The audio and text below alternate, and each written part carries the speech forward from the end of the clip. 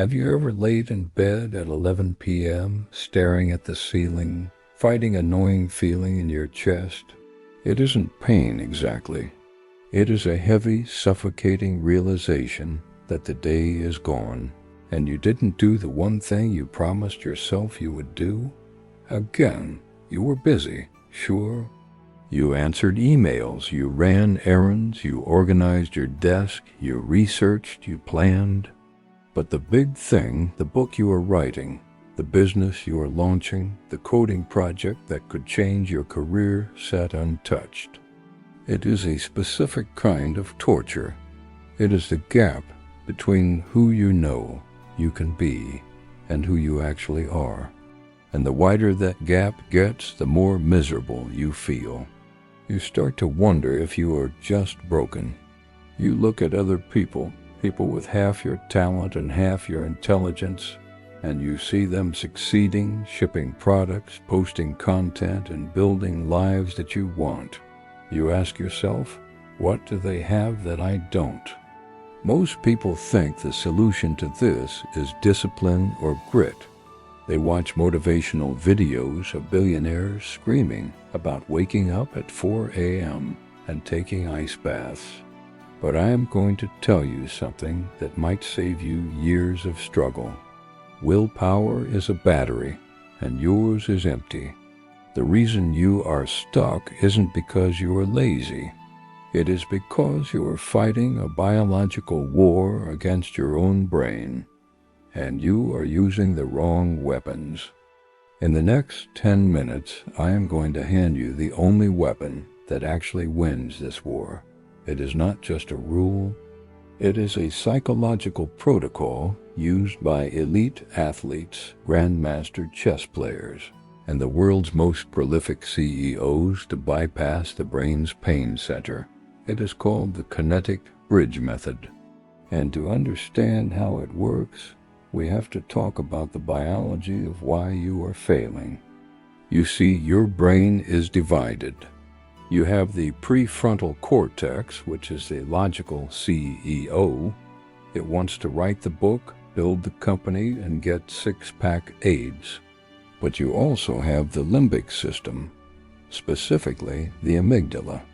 This is the ancient part of your brain responsible for fear and survival. Its only job is to keep you safe and comfortable. When you look at a massive task, like start a business or write a thesis, your amygdala views that huge undefined mountain of work as a threat. It predicts pain. It predicts failure. It predicts energy depletion. So it pulls the emergency brake. It floods your body with cortisol and resistance.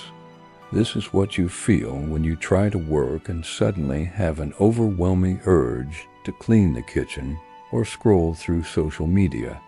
You aren't procrastinating to be lazy. You are procrastinating to protect yourself from perceived pain.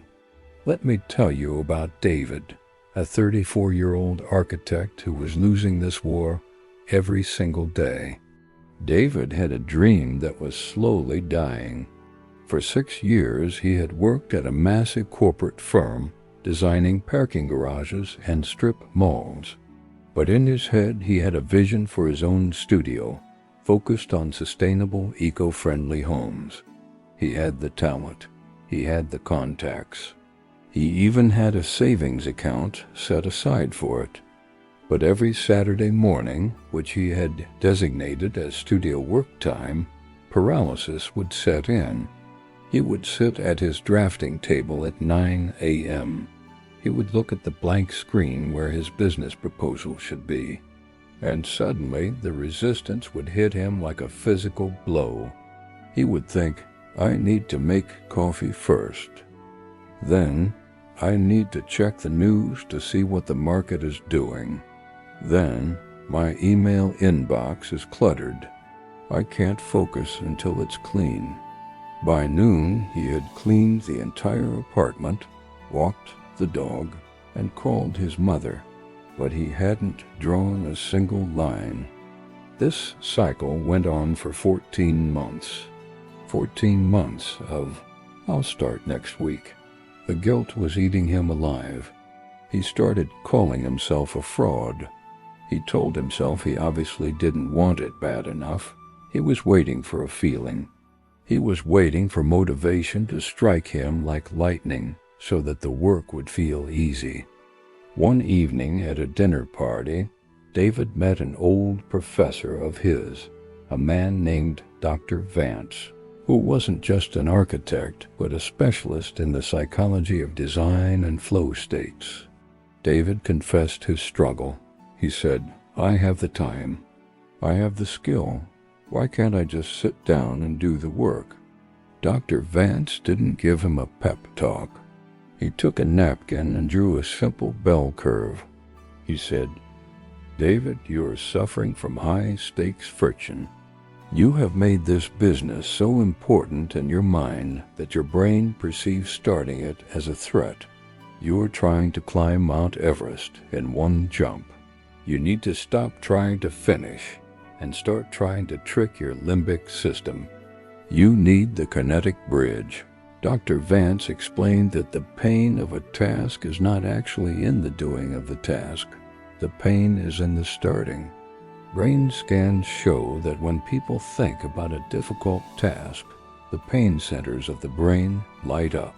But and this is the key, once they actually start doing the task, that activity in the pain center disappears. The dread is only in the anticipation. The Kinetic Bridge is the protocol to cross that gap of dread. It is based on Newton's first law.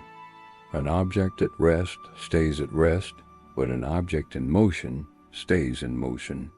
The energy required to move a rocket the first 100 feet is greater than the energy required to move it the next 100 miles.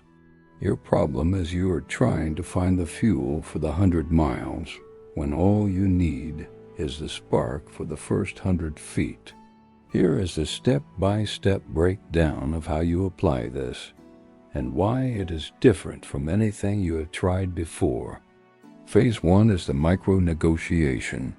The biggest mistake David was making was writing "work on business proposal" on his to-do list. That is vague and terrifying. The brain sees that and shuts down.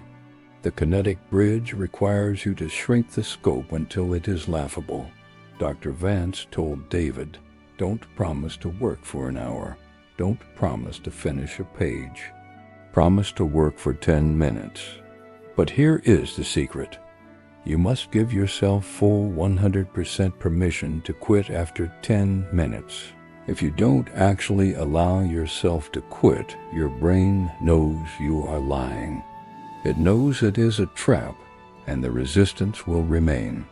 You have to genuinely say, "I will do 10 minutes, and if I hate it, I will stop and watch Netflix." This lowers the stakes. The amygdala stops panicking because 10 minutes is not a threat. 10 minutes is easy. Phase 2 is the physical trigger. Motivation follows action, not the other way around. You cannot think your way into the right mood. You have to act your way into it. Set a distinct physical timer, not the one on your phone where you will see Instagram notifications, a kitchen timer, a stopwatch, something tangible. David sat down. He set his kitchen timer for 10 minutes. His goal was not design a house. His goal was sketch for 10 minutes. Phase 3 relies on the Zeigarnik effect. This is the scientific hook that makes this rule unstoppable. In psychology, the Zeigarnik effect states that people remember uncompleted or interrupted tasks better than completed ones. The human brain hates open loops. It wants closure. Once David started sketching, he crossed the threshold of starting. The moment he put the pencil to paper, the friction evaporated. At the 10-minute mark, the timer beeped. David looked at it. He was in the middle of a roofline design. His brain was now engaged. The open loop had been created. Stopping now actually required more willpower than continuing. The resistance had flipped. Now the resistance was against stopping. He turned the timer off and worked for another 2 hours. He did this the next day, and the next. 6 months later, David handed in his resignation letter. Today, his firm employs 4 other architects and has won regional awards for sustainable design. He didn't become a different person. He didn't suddenly gain superhuman willpower. He just stopped fighting his biology and started using it. Now you might be thinking, but what if I actually stop after 10 minutes? The truth is, sometimes you will. And that is okay, because 10 minutes of work is infinitely more valuable than 0 minutes. If you write for 10 minutes a day, that is roughly 300 words. In a year, that is a standard-sized novel. If you exercise for 10 minutes a day, you are building a physiological identity of someone who trains. This works for the world's most successful people, even if they don't call it the Kinetic Bridge. Elon Musk is famous for time boxing. He breaks his day into 5-minute slots. Why? Because you can endure anything for 5 minutes. You can focus on anything for 5 minutes. It eliminates the existential dread of the big project.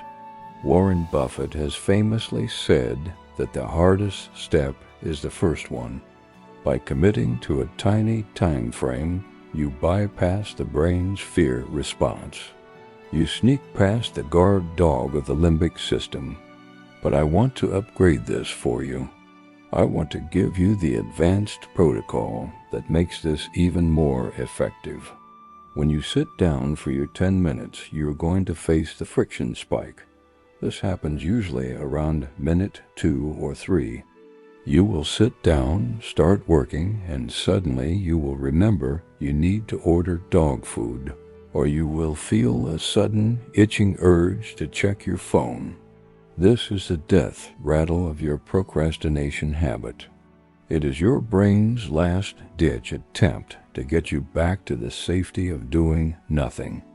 When this happens, do not fight it. Do not get angry. Just acknowledge it. Have a notepad next to you called the distraction sheet. If you remember you need to buy milk, write "buy milk" on the pad and immediately go back to work. Do not open a new tab. Do not pick up your phone. By writing it down, you tell your brain, I have captured this thought. It is safe, and you can let it go. You need to understand that the perfect time does not exist. You are waiting until you are less tired. You are waiting until the house is quiet. You are waiting until you feel inspired. But inspiration is an amateur's tool. Professionals use systems. Every day you wait is a vote for your current identity. It is a vote for the person who dreams but never does. Every time you use the Kinetic Bridge, even if just for 10 minutes, you are casting a vote for your new identity. The identity of a producer, a creator, a winner. Imagine where you could be in 90 days. If you code for 10 minutes a day, that is enough to solve one problem or build one function. In 90 days, that is a functioning beta of your app. If you read for 10 minutes a day, that is 10 pages. In 90 days, that is 3 books that could change your mindset. The math is in your favor, but only if you start. So here is your mission. I don't want you to just watch this video, feel good for a moment, and then click on a cat video. I want you to change the trajectory of your life starting right now. We are going to do this together. I want you to identify the monster task, the one thing you have been avoiding for weeks, the thing that makes you feel guilty when you think about it. Is it the tax return, the business plan, the garage cleaning, the difficult email? Got it? Good. Now here is the challenge. Step 1. Clear a workspace. Close all the tabs on your browser except the one you need.